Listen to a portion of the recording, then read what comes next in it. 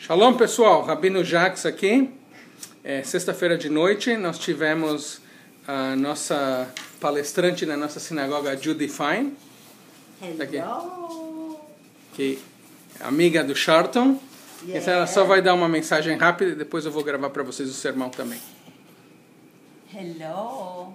Sharton, how are you? I just would like to tell you that the most important thing you can do is honor your ancestors. Ela está dizendo que a coisa mais importante que você pode fazer é honrar teus ancestrais.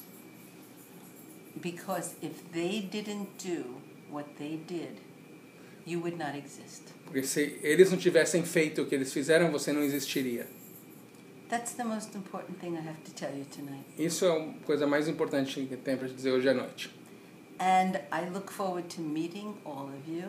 E que ela espera, vai ficar muito feliz de conhecê-los a todos. Because we are part of the same circle. Porque nós somos parte do mesmo círculo. Have a wonderful week. Tenha uma boa semana. And I hope I'll see you soon. E espero te ver logo. That's it. É isso aí. Ok, pessoal, essa é a primeira mensagem. Segunda mensagem, eu tenho aqui o sermão, que eu vou ler para vocês. É o seguinte: no começo da humanidade, as pessoas viviam em pequenos clãs, pequenos grupos de caçadores e recoletores. E o mundo estava então dividido em dois tipos de pessoas. Havia aqueles que eram membros do teu próprio clã e tinham que ser tratados com respeito e dignidade. Sem essas pessoas e sem o respeito, o teu clã desapareceria. Depois havia os outros que não eram membros do teu clã, os estrangeiros. Eles eram simplesmente os inimigos. Nenhuma dignidade ou respeito era devido a eles.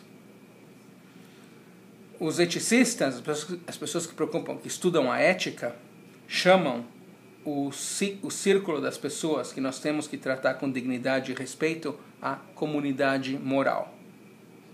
No começo do tempo, a comunidade moral, quando a história começa, era muito limitada. A maioria das pessoas viviam fora da comunidade moral. Eu já falei sobre isso com vocês no passado. Com o passar do tempo, essa comunidade moral foi crescendo. Você deve respeito e dignidade para a tua própria comunidade.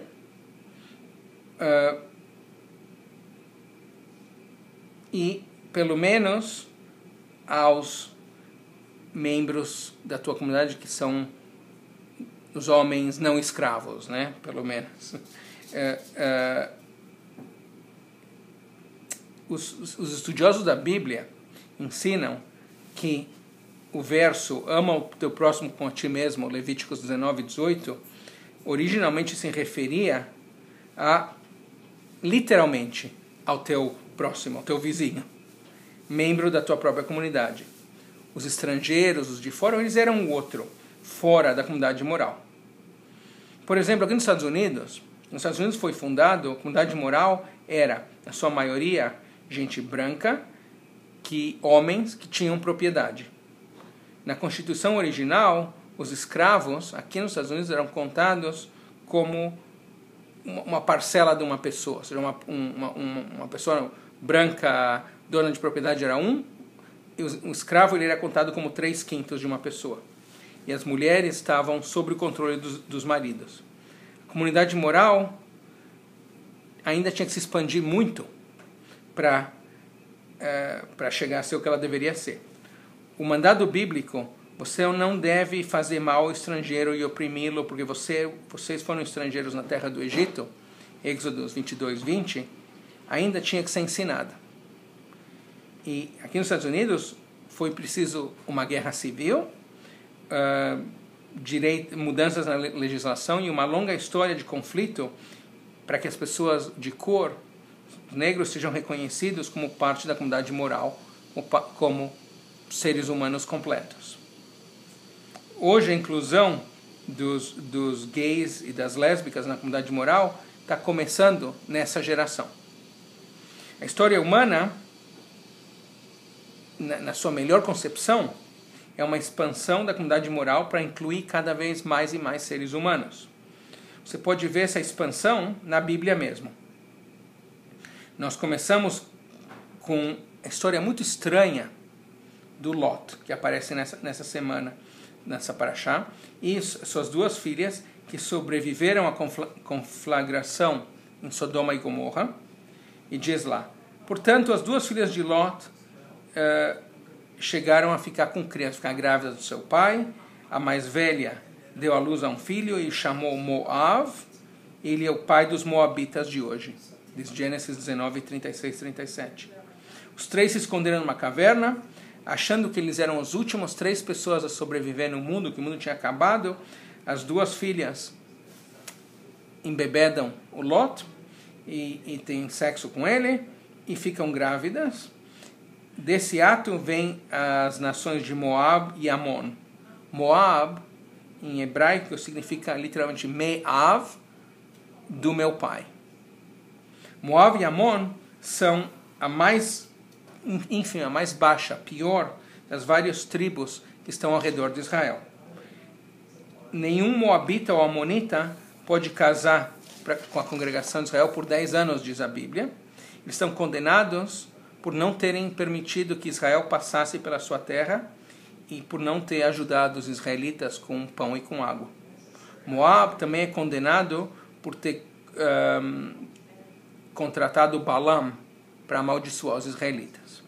Nós vemos isso em Deuteronômio 23, 4 e 5. Moab, filho do incesto, por definição, é o estrangeiro, é o de fora, que não é parte da comunidade moral. O moabita não merece nenhum tipo de respeito. Mas depois, na Bíblia, existe uma mudança radical. A Ruth é uma mulher moabita. Ela fica viúva do seu esposo israelita, mas então mostra uma lealdade imensa à sua sogra, a Naomi. E a Ruth, a moabita, diz para Naomi uma das passagens mais bonitas na Bíblia. Inclusive nós fazemos uma conversão em Ruth 1,16. Seu povo será meu povo e seu Deus será meu Deus. A tradição judia ensina que a Ruth se converteu para o judaísmo. Ela é o modelo, o arquétipo do converso. E ela segue a Naomi até a terra de Israel, onde ela casa com o Boaz, que era parente da família do esposo falecido dela. A Ruth dá à luz a um filho, que seria depois o avô do rei Davi, que, por sua vez, é da família que vai dar origem ao Messias.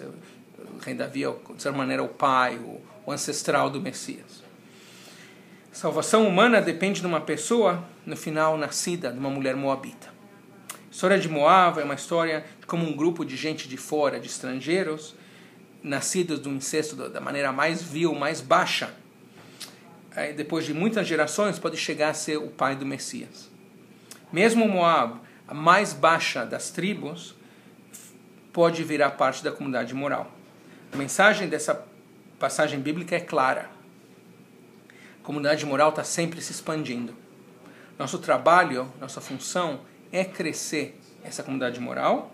Nós rezamos pelo dia onde todo ser humano será reconhecido pelo valor moral inerente a todo ser humano. Nós realmente teremos chegado à era messiânica. Shabbat Shalom, tudo de bom.